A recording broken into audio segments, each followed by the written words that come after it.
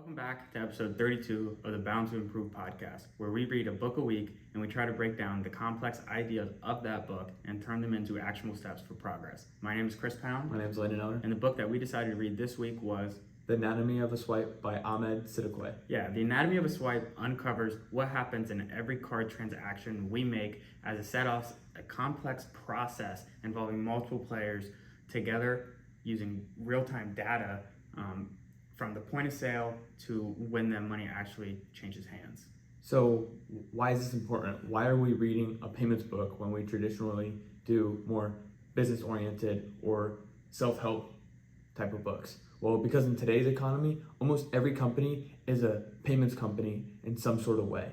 Whether you're building a fintech app or running a Shopify store, or you just use a debit card or credit card on a daily basis, understanding this invisible infrastructure gives you an edge because it happens everywhere. So it's vitally important that you understand the inner workings. Before we trace the journey of a payment, let's get familiar with the four major players that are involved. We need to think about this as characters of a movie rather. And so the four main characters are the issuer, the acquirer, the network, and then this secure communication that ties all three of them together. The first character we'll discuss is the issuer, and this gives users a card or an account at their establishment. So the examples of issuers are your big banks like Wells Fargo or Chase. Then an issuer also uses what's called an issue processor to interface with payment networks, which is the payment networks are your MasterCard or your Visas. And an example of an issue processor is Marqeta.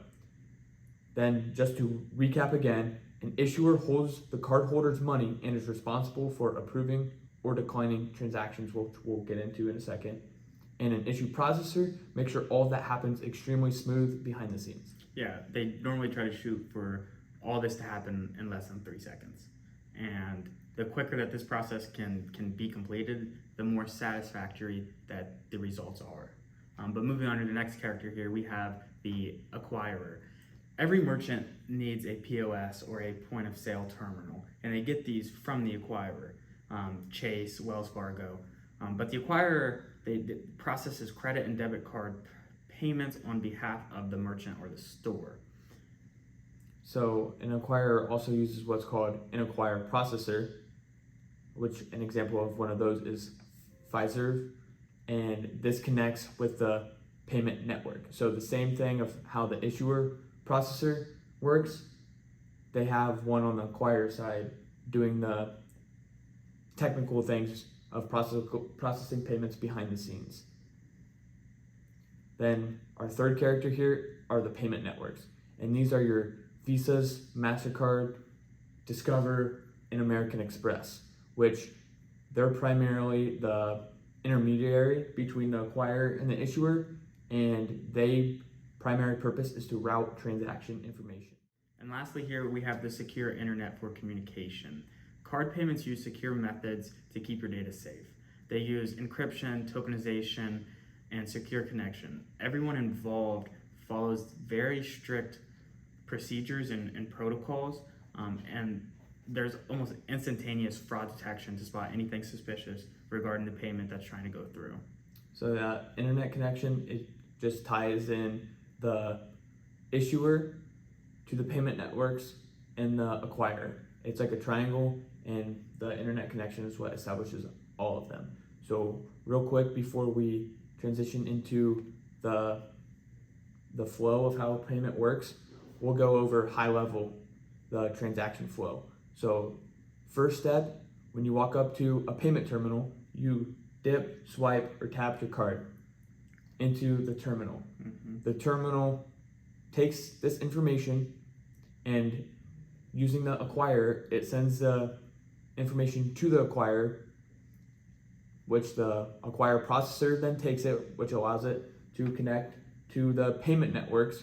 So depending on what kind of type of card you have, MasterCard, Visa, etc., it travels on those rails to the issue processor, which then gives it to the issuer, and it says, hey, is this person a real person? Do they have sufficient funds in their account, etc.? Then if the issuer's like, yep, green light on my end, then it sends that information back the way it came, and that's when you see the check mark on the screen and it shows your payment went through.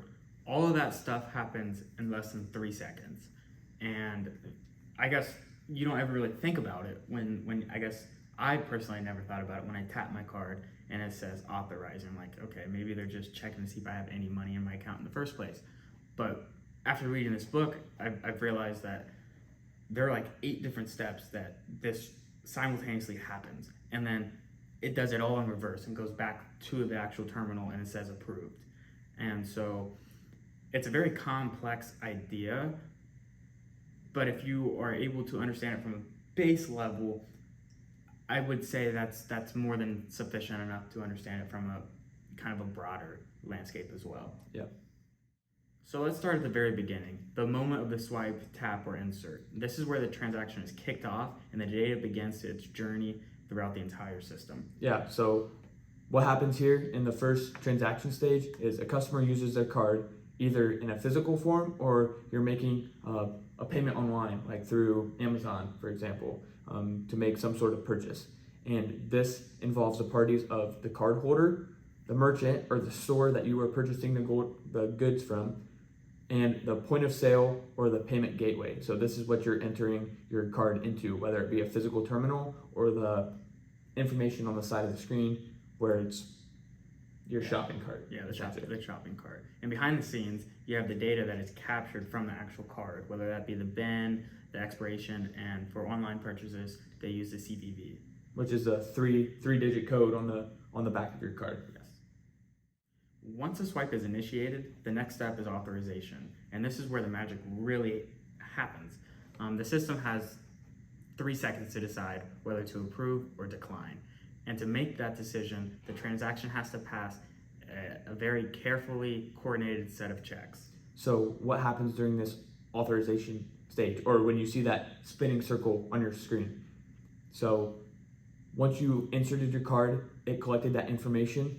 Then in this authorization step, it sends that information to the acquirer, which processes the payments on behalf of the merchant or the store. So the acquirer then determines the payment network from the bank identification number or your BIN. And this is that big long number on the front of your credit or debit card, and routes the message from the terminal to the appropriate payment network. So a BIN example. So if you have a Visa card, it's most likely to start with a 4. A MasterCard is most likely to start with a 5, and more specifically a 5-1 or a 5-3.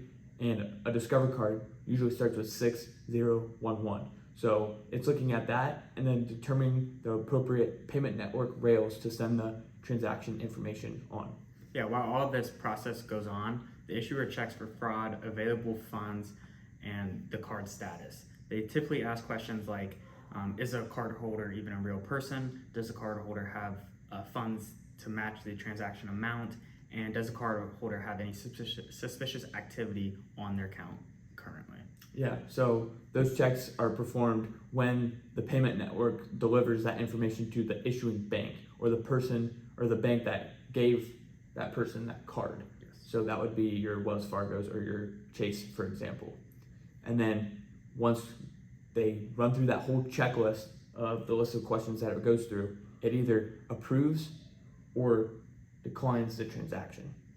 Then this sends a message back the same way it came, from the issuer to the payment network to the acquirer back to the merchant on the payment terminal. Yes, and like I've mentioned previously already in this episode, this all happens in less than 3 seconds. And I couldn't imagine trying to sit there for like 10 or 15 minutes as they're going through this entire process. I mean, I'd be pretty annoyed, I feel like, but I guess how do you... And that's why this is why it's so critical, is because they need the system to work that fast for the customers to satisfy, because all they care about is if they're able to buy what they want to buy. Yeah, it's such a minute detail that you kind of take for granted every single day, right? You don't realize how much stuff is actually going on behind the scenes when you simply just want to buy something from a store. If the transaction was approved, we're still not quite done with the process. The money hasn't actually moved from one hand to another at this point. First, the merchant payments. They need to confirm the final amounts for the service or the good that they are exchanging. And that happens during what we call the clearing and the batching. Yeah, so what happens during the clearing and the batch process? So at the end of the day, merchants usually batch transactions. So what does this mean? Take a bar, for example. At the end of the night, you'll see them start to write up all of the receipts and factor in the tip amount or any refunds that they issued or anything to that nature. Then they batch all those payments, final payments together, and then they send them the same way that we just talked about in the previous authorization stage. They send that batch of transactions to the acquirer. The acquirer determines the payment network for those to travel on. Then the payment network takes it to the issuer, and the issuer then confirms all of those amounts and sends the money back the same way it went, and the acquirer eventually deposits the transactions, the final amount that they're actually receiving for the transaction into the merchant's bank account. So how do all these players actually end up making any money at all? Each party takes a small little fee that you don't even really think about for helping the transaction move from card swipe to completion. And it all adds up over time. All these little fees that you don't even see, they turn out to be a huge sum of money. So let's kind of break down these revenue streams. Yeah, there's three people getting paid here: the acquirer, the payment networks, and the issuer. And it's all coming out of the merchant's or the store's pocketbook. So first you have the interchange fee. And this is what the issuing banks charge for you using their card. Yes. And to the card holder, it's like a gift, but to the merchant, it's almost a curse because they're the ones ultimately paying for it. So as that money's moving back through the chain from the issuer to the payment network says, hey, let me divvy this up and let me just pay the issuing bank for the merchant. Then the payment network gets paid via the network assessment fee. And this is just for being able to use their rails to transmit the transaction information. Then lastly, we have the merchant acquirer fee, and this goes to the acquirer, and it's usually a per transaction amount, which is just their fee for allowing the merchant to process transactions through their systems. Yeah, there are a ton of little fees that all three of them they take out, and like we mentioned, for like why is this important? Why is this kind of book important for people to understand? Is because you don't see these fees that are being taken out, and unless you're a business owner, and even I suppose small business owners don't even realize the fees that they're almost, I wouldn't say getting taken advantage of, because again they are exchanging money for services, but it's just such a minute detail that you don't really pay attention to what's actually going on behind the scenes. Yeah. Now it's important to keep in mind that it's important for us to understand that payment networks such as Visa, MasterCard, American Express, and Discover, they're not all actually built the same. And this book does a great job distinguishing between open and closed networks and why that distinction matters when it comes to control and profits. Yeah, so let's dig a little bit deeper into this topic. There's two different types of payment networks. The first is the open network, and this is where Visa and MasterCard fall into. And what does open mean? It means that Visa and MasterCard rely on external banks to do the issuing and acquiring, while they just operate the network that connects them. So essentially, they just need to get the banks such as Chase and Wells Fargo to get payment terminals in as many stores as possible that accept Visa or MasterCard payments, because that is ultimately how they'll get paid. And it's purely based on having a higher volume. Yes. And so what kind of differentiates between the open and the closed networks is Discover and Amex, they're actually, they issue the cards, which meaning they're their own bank, they process the payment, and then they settle the funds, all within their own ecosystem. Higher revenue per swipe because they control the fees that are associated while using the cards. So They are their own acquirer, they're their own payment network and issuer. So those three fees that we talked about before, the interchange, the network assessment fee, and the merchant acquirer fee, they are able to control every aspect of those. So they're not going to have as high as a volume, but they're able to jack up the rates a little bit to have a higher revenue per swipe. But debit cards and credit cards and prepaid cards, they're not the only game in town. There are plenty of other ways to move money. And if you've ever gotten a paycheck via direct deposit or sent someone money through Venmo, you're already using them. So now let's kind of talk about the ACH, automatic clearinghouse, Zelle, wires, and there are a couple others as well. Yeah, so first different way to move money other than different types of cards is your automated clearinghouse or your ACH. So you can think of this as bank-to-bank communication. And most people, the most familiar example would be when your employer uses a direct deposit to pay for your checks every week or every 2 weeks. This is done through the ACH system. And it's actually saving your company money, because otherwise it would be roughly $4 for them to print the check, send the check, and then process the check. By using ACH or direct deposit, they mitigate all of that expense. Yeah, moving on here, then there's also peer-to-peer systems. So this is like, for example, Venmo Or Cash App. Allows you to send payments between friends. Yes. And pull from your own bank account to use funds. Yes. Next is Zelle, and this came about as a collection of banks. They wanted to allow the movement of money between accounts at different banks. So you can kind of think of it as like ledger balances. So if me and Chris are both using the Zelle app, Yes. it would credit, if I send money to Chris, It'll credit my account and it will debit his account. It'll take money out of his account and directly put it into my account without having to go through some big long process. And this kind of takes us on to the next kind of form of payment, which is wire transfers.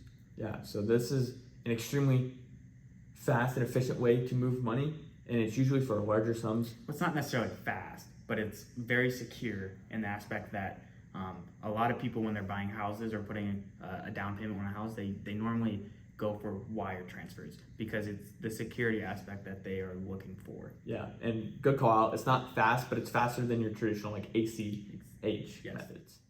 And so to kind of summarize all this up, whether you're a product manager, a startup founder, or just someone who simply wants to use their credit card or debit card during transactions, the anatomy of a swipe shows the payments are more than just a back-end process. They're infrastructure of the digital economy. And now that you understand how all that simply works. Yeah, and you probably use it every single day. So just to reiterate the four main aspects of what is needed for a payment to be processed using some type of card, it is your issuer, and the issuing bank allows you to have a card in the first place.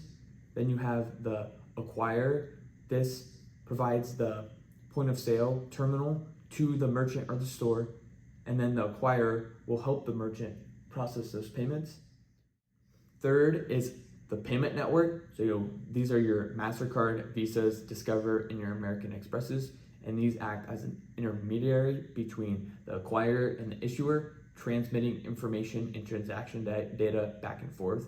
And then lastly, to tie those all together, a secure internet connection is required.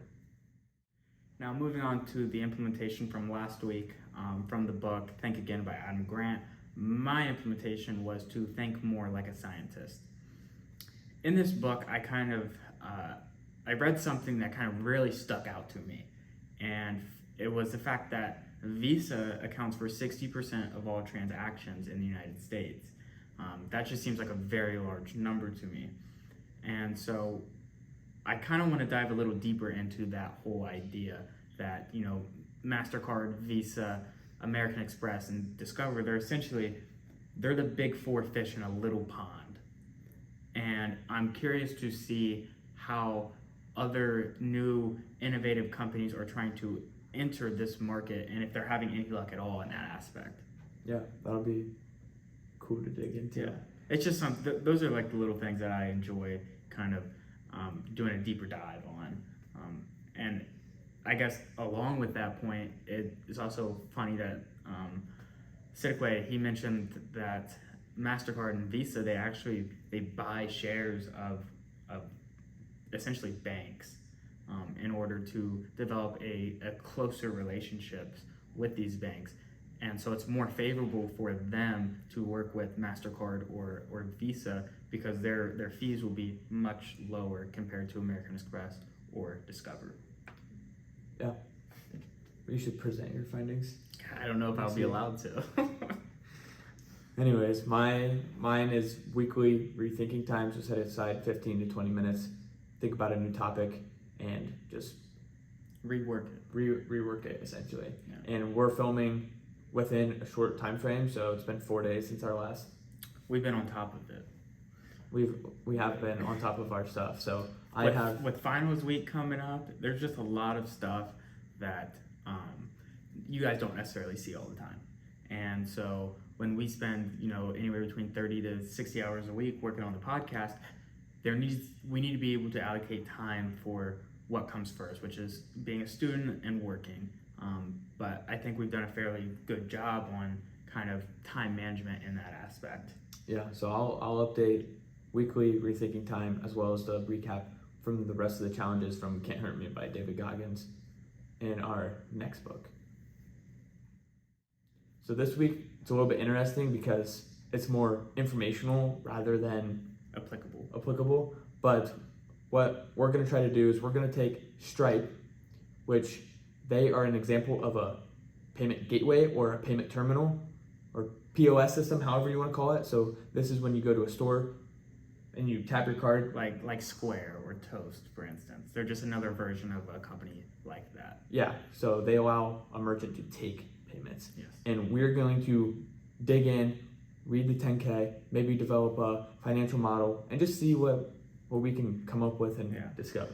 Yeah, and I'll be helping him along with that, but I also kind of want to go on a much deeper dive on kind of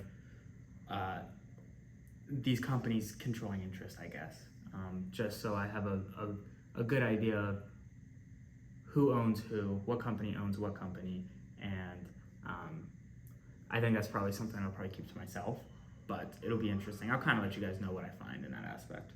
Awesome. So that pretty much wraps up this week's episode of Bound to Improve. Make sure if you guys have any questions about the topics that we covered today, be sure to let us know in the comments. Leave us a comment, leave us a DM or something, and we will get back to you as soon as possible with a trying to break it down more effectively for you guys. Yeah, so next week we will be reading Start With No by Jim Camp, and this is a negotiating book, and it's all about getting away from the win-win negotiation strategy and really going into a negotiation armed with all the tactics that you need to succeed. Yeah, so thanks for tuning in this week. We look forward to seeing you next week. Don't forget to check us out on our socials, Instagram, TikTok, Spotify, Apple Podcasts, and YouTube at Bound to Improve. See you next week.